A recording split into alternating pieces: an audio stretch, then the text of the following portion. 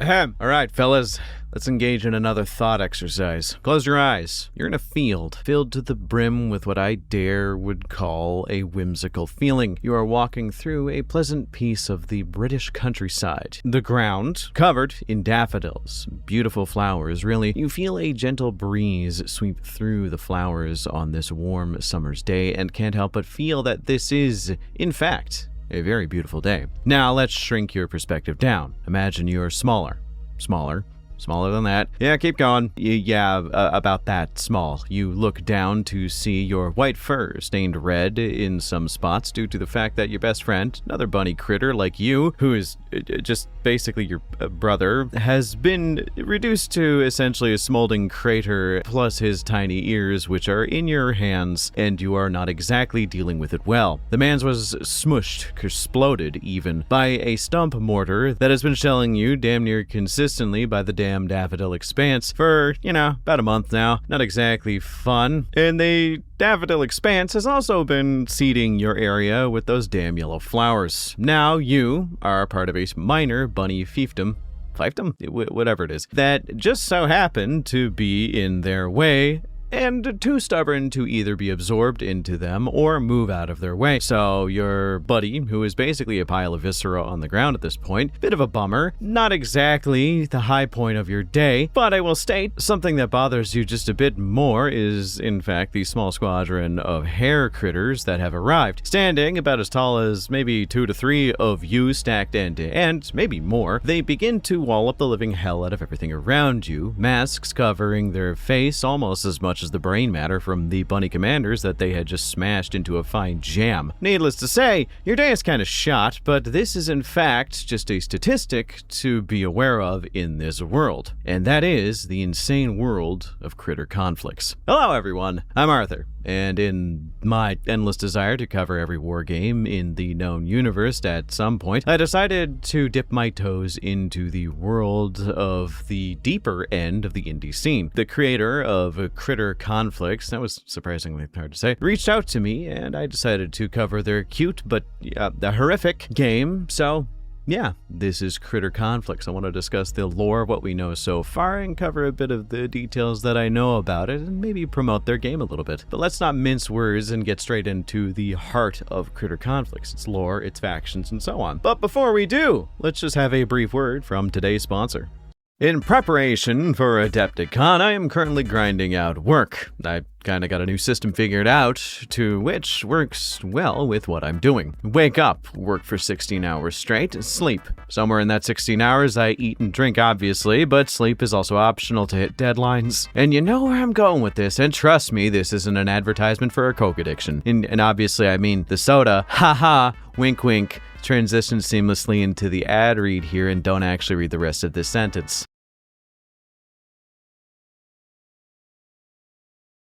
Gamersups is the best energy drink mix on the market these days, and I won't have it any other way. From the refreshing flavors of chug juice to the tart sweetness of pink lemonade, they got you covered. Just do 2 scoops in a bottle and you're good, or you could be like me and put a whole tub in a blender with 2 cups of milk and then wake up in the hospital after consuming what I referred to as Arthur's Go Juice. Disclaimer, don't goddamn do that. Use code BONEZONE at checkout for 10% off all purchases on the site. You'd also be supporting me and my ability to make this content for you on the side, but the energy boost and tasty juice is probably more worth it than that. Thanks again to Gamersups for supporting this channel.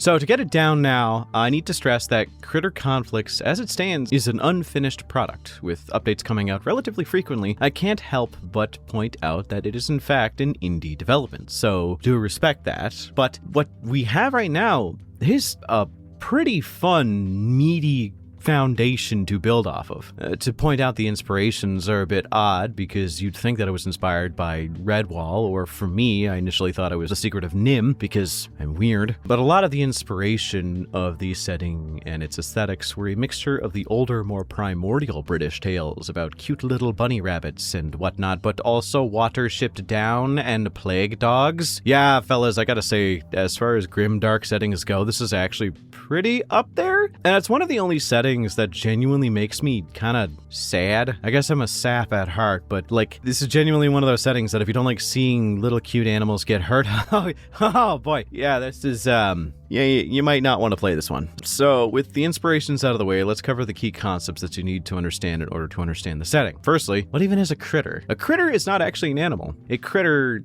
is kind of, okay, well, they are animals, but a bunny critter is not exactly a bunny how we know them. They're actually a lot smaller. Think Arthur and the Invisible scale for all you dweebs who actually know what that is. The actual animals of this world are referred to as monstrums and are actually straight up nightmares to deal with most of the time because, as I mentioned in the original intro, the rats are pretty damn huge in comparison, and if you haven't seen a rat recently, they're not exactly massive in scale to us, so that's to kind of give you an idea of how small these things are. Critters have banded together under pretty understandable and distinct banners, each with their own wants and desires. The mammals, the flying insects, the crawling insects, and the amphibians are kind of the main factions right now, but it is a little bit more specific than that, and we'll cover that because there's also individual subfactions, as well as kind of weird castes that pop up in between these. They all fight these massive wars, firing ammunitions made of splinters, quills, bugs, maggots, and teeth into critters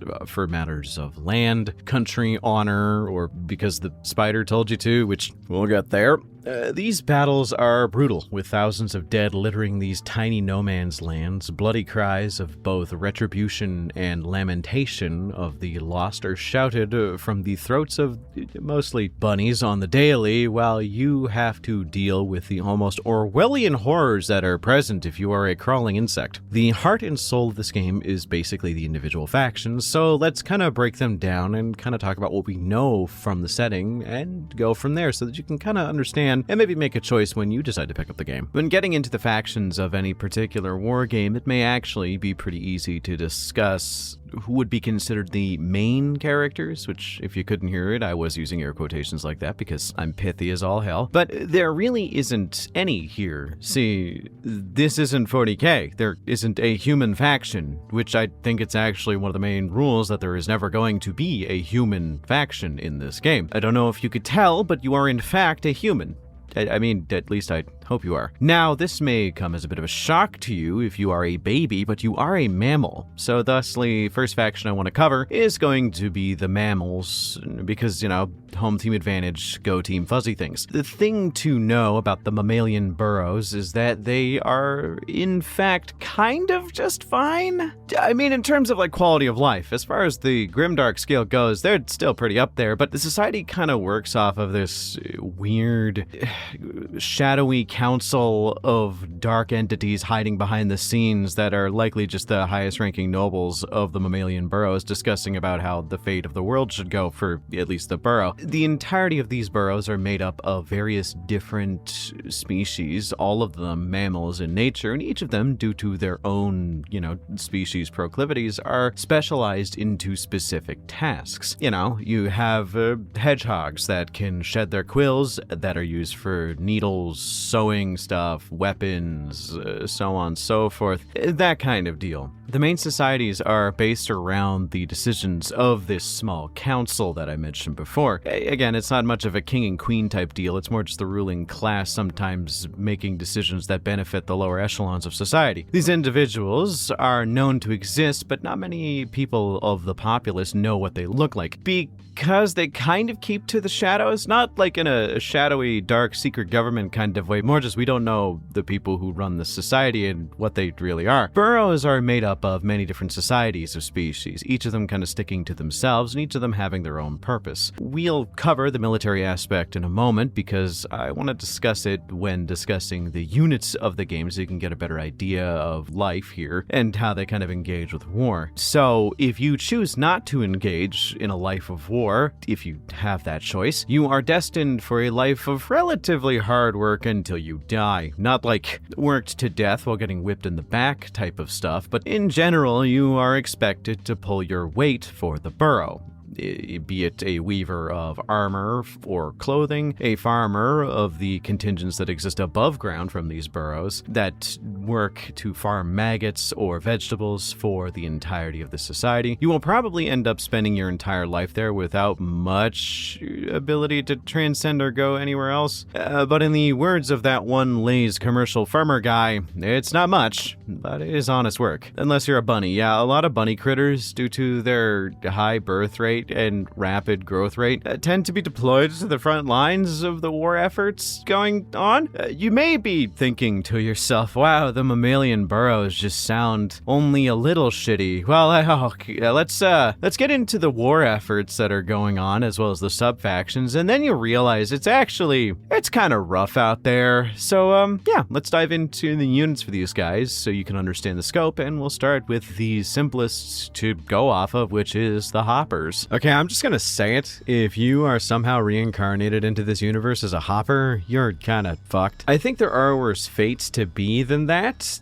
We haven't even talked about rat kings yet, but to start, hoppers are basically the main frontline horde infantry troop thing of the mammalian burrows. The thing to know about them is they aren't even logistically called hoppers. It's a short-term nickname that they're given. Hopper is, basically their actual name is Bunny Quick Replacement Infantry, as they are usually born, have 5 days of training, and grow basically to full size in that time. Then, with their first hop on the battlefield at age 6 days, they are target practice for enemy snipers. Thus, they get the name hoppers because of that. Given the most crude of weapons, as they kind of are just there to Zerg rush enemies and potentially get rid of some things. You know, swarm them with disposable bodies. A squad of them is equipped with spears or bunny bows, which are not really that effective, especially considering rifles are a thing in this universe. With the most promising bunnies, speaking of, in their training being essentially a squad NCO and being equipped with a stump gun. Oh, fuck, yeah, I gotta explain what stump weapons are. Yeah, guns in this universe are actually really cool. Basically, depending on the faction, they are grown from specialized plants that allow the intricate firing mechanisms of a rifle to be mimicked on the small scale for small fellas. They often fire seeds that explode on contact. Think like a hollow point, or even I guess a dum-dum round in some cases. Some of these can be intricate and take months to grow, and some are a little bit more than that. Basically, on the low end, they take a day, and it's ostensibly just a tube with a small firing mechanism at the back that only most of the time won't explode in your hands. Yeah, hoppers are allowed that one.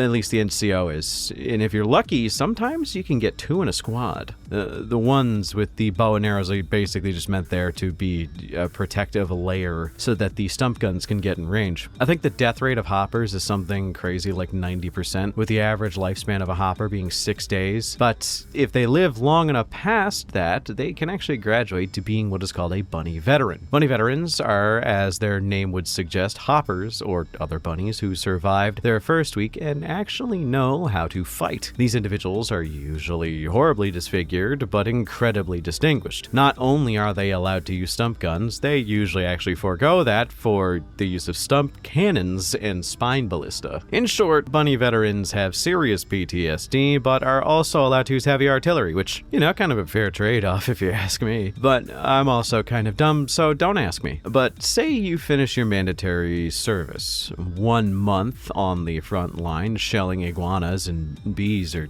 whatever. Well, when you get the ability to go back home to the burrow, well, sometimes it's not exactly easy. So what happens to these rather peculiar individuals is they often return to the front lines and rise through the ranks to become an actual CO equivalent, gain the rank of bunny thing. These are wise and smart and dangerous. With the best weapons, rations, and training a bunny can have, they often lead from the front, but you can't help but notice the look in their eye and see that there is not much there. They're hollowed out. There's not much of a person left, more just someone whom is there to conduct war in all of its bloody glory, and that's kind of it. Essentially, they can't go back. They are there for life and will likely die on the battlefield, because very rarely do they ever go back. Either way, the Bunny Thane is both inspiring to the new recruits and a grim reminder of what could likely happen to the veterans. Okay, so let's talk about something now with weird implications. The hare huskarls. See, this is where it gets a little interesting. As someone who has seen hares in person, they are fucking huge. Thus, the hare huskarls are, well, massive shock troops that have a lot of their history expunged from official record. There's a lot of implications as to why, and it feels a bit selective breeding-y, which the moral implications of that are kind of grim, but whatever. Different from regular bunnies on an unnatural level at minimum, but there's no true understanding of where they came from. Being equipped with massive bludgeoning weapons, and for some reason going into a bit of a battle trance when they have their masked helmets on, yeah, it's actually implied that there's a lot of disappearances linked with people who see under their helmets and also get close to the truth of their origination, or at least know a little more than nothing at all. So it is a little spooky. But anyway, let's get away from the bunnies. Let's talk about the other animals, the foxjägers. Literally just a fox, who is the longest lived of the animals for the mammalian burrows. They are often used as vanguard scouts or just assassins, but also they tend to just do their own thing because they don't like being commanded by bunnies, which I get it. My favorite unit in the game outside of that is the mole tunnelers. Moles that dig underground and plant little tiny landmine seeds that destroy anything and anyone who steps on them. I think that's really cute, but also they are very rarely seen on the battlefield. The funny thing is that you would actually assume that they are, kind of weak and blind on the battlefield, but no, it's actually implied that they are a pretty great combatant, as they are like twice the size of your average bunny critter and have natural swords for hands, which surprisingly are useful at carving out bunny hearts, so, they're just all around good to have. Okay, so now we need to discuss the military police role that it needs to be filled for the majority of these kinds of campaigns. Next, we talk about the Nox interrogators. I absolutely adore the art for these individuals. They are outside the rank and structure of the military's typical hierarchy and are there to interrogate people for treason. Bunny thanes are not even immune to the scrutiny, especially if they show any level of dissent or lack of faith in the council's planning. Many a bunny have been black-bagged and dragged off the battlefield, never to be seen again. They are also really good fighters, as they are both able to fly and move a lot faster than your typical mammal, which makes them very useful up close. But say you don't want to be shelled anymore. Say you are injured and need tending to, well, the rodent field surgeons got your back, or at least someone's, and it's quite fresh. Basically, they are either rats or mice that are used as field medics and used to deal with any kind of major injuries. Sutures, stitches, and field amputations are kind of their thing. The reason why they're mostly rodents is rodents have the prehensile tail, which allows them to basically do a lot more than your average critter would be, being in multiple places at once and being able to have an extra hand on things. These doctors do often go mad from the pained howls and incredibly vile war-crimed bunnies that get brought in to their, field hospital. I don't actually know what the tent would be called. Maybe I should look that up, but for now, it's just the place where the rats are and the screaming is. So they do need a lot of medics on these fronts, so even if they do go insane, they usually stay around until they reach a certain level of dead going into the fire as opposed to soldiers going back on the front. The darkest it actually gets is in the most dangerous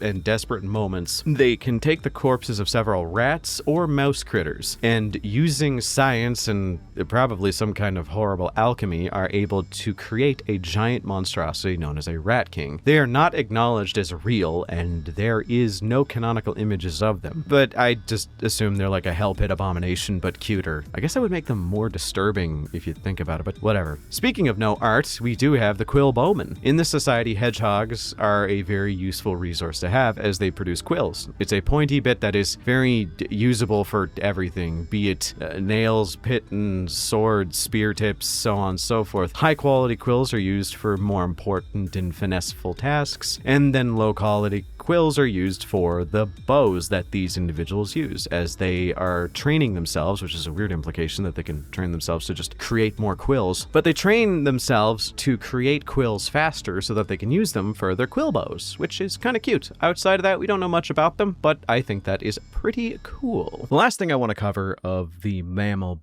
burrows is a bit of a side tangent. It's the two subfactions that exist in the setting for them. So to start, I mentioned them earlier, but they are the daffodil expanse. They are interesting with a preference for indoctrinating the various other burrows that stand in their way. They seed the world around them with daffodils and see them as a symbol to their supremacy. They are an expansive faction that moves out far and wide, but the weirdest faction thing about them is that they actually have yellow blood. It's because of the nutritional maggots they eat being fed rotten flower matter from the daffodils. It causes them to have like a weird discoloration to their blood, I guess, but they see it as sort of a semi-divine mandate in a way. Next, we have the Angel's Mound. They are the opposite end of the spectrum, being a bit rough and tumble and living in the side of a mountain rather than deep underground. They have a low amount of available resources, which causes them to be used to living on the strictest of survival diets. One of their main tactics in war is to basically salt the earth around them, destroy the plant life, and rely on their innate ability to survive on their little to no rations at all lifestyle for long periods of time. The ecological damage is probably not good for the world in the long run, but who cares as long as they win, right? So with the mammals out of the way, let's cover the skittery bugs of the Grand Colonies, another major faction in the game, and the next one that has the most lore to them. In this world, there is a divide between the flying insects and the creepy crawlies.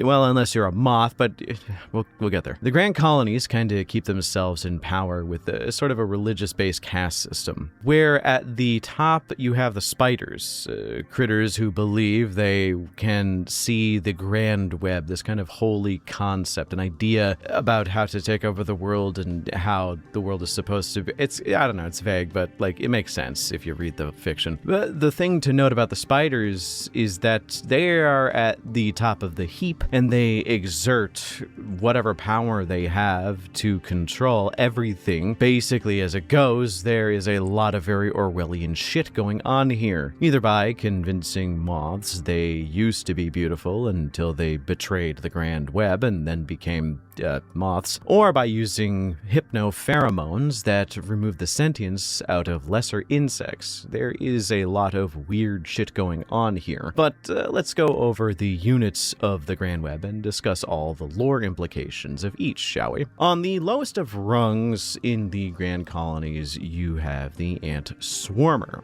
Not even considered an individual entity, they have it rough. Basically, from birth, an ant in the Grand Colonies is subjected to massive doses of this control hypnopheromone. It is essentially a chemical scent that removes their sense of self and awareness and replaces it with an overwhelming need to serve the spider's will. It does reduce their combat effectiveness, but it is a bit of a double-edged sword in that way, as they just have a bunch of ants, so it doesn't matter that much. But, well, ant critters prove to be a bit odd, because every now and then one of them is just more naturally gifted at combat, and thus the hypnopheromones for them are decreased slightly, giving them a bit more free will and a bit more awareness, which can cause them to sometimes go a smidge insane, because they become aware that, holy shit, thousands of their brothers and sisters are dying at a time. They usually don't last that long. The ant swarmers just go with mandible blades normally, and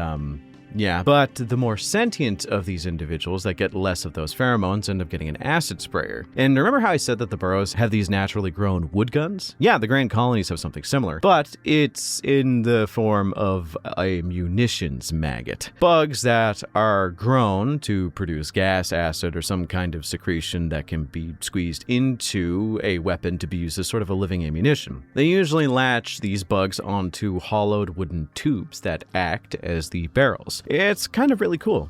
Speaking of cool, we've got the stagnites. which are dope as hell. These are the units, by the way. Remember the little ant who was naturally really good at combat? Yeah, well, he got the hypnopheromones decreased and is kind of just okay with being at war forever. So they ride on the backs of massive stag beetles, like the real beetles, not critters, using lances or ranged weapons. Hell yeah, that's just really cool. But yeah, say you make it to the rank of officer and you become an ant that is deemed to be the highest rank that an ant can achieve. Well, you get the least amount of pheromone permitted for an ant to have, and you even get to control the dose you get. And that means you are an ant overlord. With a wide arsenal and the best treatment, these individuals are often horribly depressed. They are often also incredibly talented generals, able to guide armies of swarmers to victory. See, there is a problem here, though. They are surrounded by thousands of other ants that have literally no sense of self, so they aren't exactly good for conversation. Being an ant overlord is a very lonely existence, but you are also held to a significantly higher degree of scrutiny than anyone else in the armies are. Here is where it gets especially depressing. You might ask, why don't the ants rebel? There are more of them than the spiders. Well, even if you have a degree of sentience and are able to control thousands of ants, it's rumored that the ant queens are being held hostage by the spiders and tortured deep underground. It's even said that as a test of faith, a lot of the ant overlords are, psychically projected the voices of their queens to see if they will rebel or break under the strain, or they actually just don't care and want to serve the grand colonies for good or not. It usually leads to their deaths regardless. This is why a lot of overlords intentionally dose themselves with hypnopheromone to keep themselves from going insane. Speaking of the pheromone, ants who 100% buy into the idea of the colony's grand designs are sometimes promoted to that of the pheromone wizards. These are the people who deal out the meth that these soldiers use to keep themselves stable, and are basically a mixture of a wizard and a scientist who tend to make more and more potent chemicals on the battlefield. You want to dissolve some dude in acid while also directing the horde to kill them? The meth wizard is your guy. Answering to no one but the spiders will. They are an eerie sight on the battlefield, I will admit. Yeah, but still just a wizard bug, so, they die like anything else. So, what about things that aren't ants? What actually else will you see on the battlefield? You see, spiders do actually exist in the grand colonies as frontline troops. Well, not frontline necessarily, but they do exist. See, they are a very rare resource. Only 1 in 100,000 spider eggs actually reach full maturity. Thus, considering they are at the top of this semi-religious caste system, they are protected quite a lot. So you very rarely see true arachnids on the battlefield. Using different tactics to kind of work from behind the scenes is usually their thing, but there are some that take up sniper positions, or in weirder cases, support positions that are kind of hard to define. So let's cover the spiders as well as everything else now, because I think they're also very interesting. So we only have 2 so far, and one of them doesn't really have much lore outside of it exists. So from what I can tell, the Arachno Architect plays the builder role in the Grand Colonies. The usage of spider silk is actually very integral to matters both militaristic and internal. So they likely provide the ability to build swiftly in areas that normally wouldn't be able to support normal construction efforts. Regardless, the unit we do know about is the Arachnid Sharpshooters, which are kind of fun. Remember, spiders are rare and important to the cause, so what do we do if we want to field them on the battlefield? Now, we make them as uncommon as possible and have them in positions where no one's going to see them until they get a spike rammed through their eye socket, or one of their bugs. They have got whatever. Yeah, they are equipped with a specialized munitions maggot hooked up to a specially carved rifle that fires spikes. And fun fact, the rifles that are made are actually made in such a way that have such delicate mechanisms that unless you are as precise and gentle as a spider, the weapon is basically just a club with how usable it is to you. You cannot fire it. Now, I mentioned before the importance of spider silk. There are different grades to it, from high grade to low grade to anything in between. But the lowest of grades is usually relegated to trash, basic, sticky, goopy needs, like making ammunition for a catapult. Yeah, the web launchers are really, really fun. AKA the winched explosive barrage launcher. A bunch of termite slaves hold together the lowest quality silk and throw it in a catapult and launch it at people. Now, these silk boulders are able to crush people if you're really not feeling, subtle about anything, but they're also very sticky, so it makes it easy for a little bit of crowd control. But if you really just want to amp up the war crimes here, just do the same thing, but fill them with fire larvae. Now, fire larvae are a type of insect that melts anything they touch into basically just smoldering slag while also covering things in webs, so it's kind of hard for them to move as well. I mean, it's literally just an accidental way of making napalm again, but also using it as a catapult. I love this level of evil creativity. It's pretty fun. Now we cover the weirder bugs, the centipede apothecaries. Think of them in a similar vein to that of the pheromone wizards, but to them it is very much a science that they are more than willing to perfect. They create poisons and acids as well as curatives for your own guys, which, okay, curatives is kind of a stretch. Like, imagine you have a bullet wound and ask them to treat it. They'll give you a potion that'll make your arm explode. You'll grow out a new one, and it might be the same arm that you had before, or it might be something different. Who knows? Speaking of big, I mentioned these fellers earlier. They are the moth aerial bombardiers. Believing that in their history they were once beautiful butterflies, these moths were tricked into thinking they committed some great sin against the grand web and are now cursed to lack the beauty that they once had. They are religious fanatics that carpet bomb people from the skies, which is, well, they are kind of up there with Quill Bowman as one of my favorites. There is technically one more unit, but we don't know much about it, and that's the Ant War Wagon. All I know is that if it's anything like the war wagons from Warhammer Fantasy, I am all in. I want 6 on my desk by the end of next week. There is probably some kind of grimdark twist to them, though, like their ammunition is from the tears of orphaned squirrels or something, but whatever. The units out of the way, let's talk about the 2 subfactions for the Grand Colonies. They are pretty easy to understand if you've ever played any kind of war game. Firstly, the Everlasting Strand. They are a bunch of hyper-religious nutjobs who believe in the supremacy of the spiders. They are incredibly fanatical in comparison to the other factions, thinking that unless everyone is united under their banner, then they will never know peace. Their key defining feature is very much the suffering they have endured in order to get to where they are. Uprising, monstrum raids, false queens, something like that. So even though they are fanatical, it comes from this sort of self-assured, well, we got through this, we can get through everything that comes along mentality. The next subfaction is really cool. Shriek's Cluster is if your favorite Pokemon was Paris and you made it into a faction. Founded by a spider who was likely containing cordyceps in some way, shape, or form. That's kind of their whole theme. It's mushrooms, using the communion with fungi as a way to speak with the Grand Web. They see them as kind of a holy representation of the Grand Web's plans. This has led to a whole boatload of fun mutations because they spend their entire lives around these glowing, probably mutagenic mushrooms.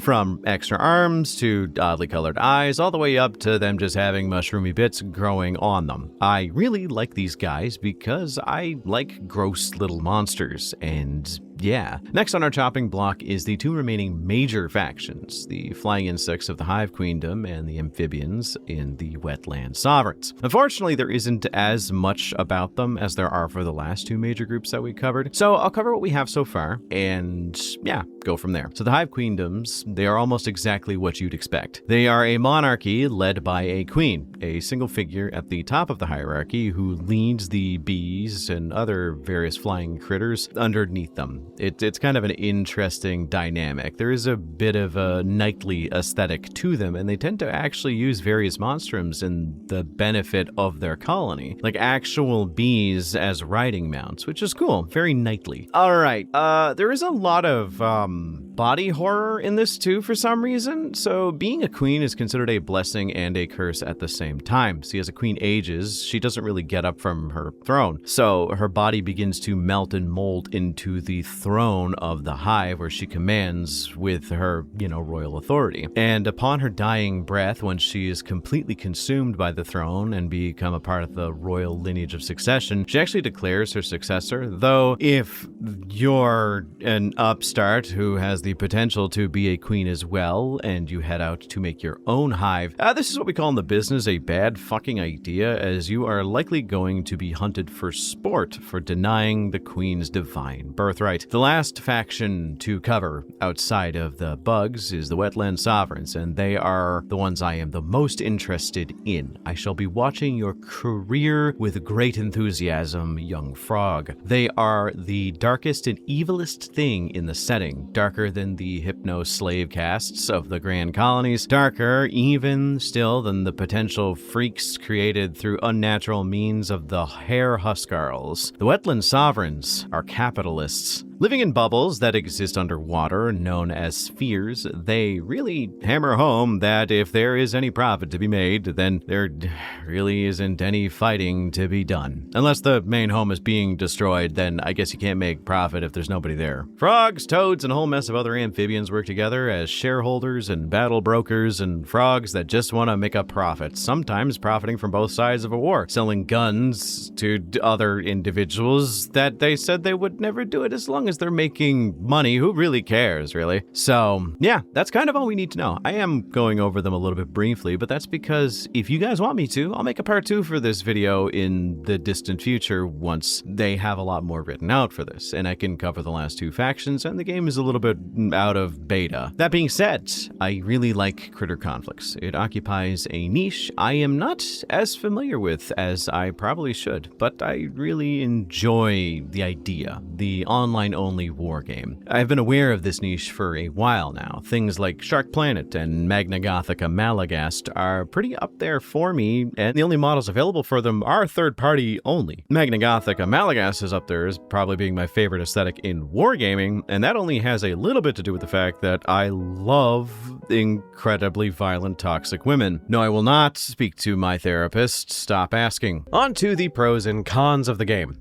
On the pro side of thing, it's got a strong foundation. The art aesthetic and rules are easily understood off rip. Like, you can just look at the game and immediately understand it is critter conflicts. I refer you to my reference to Magna Gothica Malagast, as you can tell pretty quickly which Gargamox lady has the worst smell.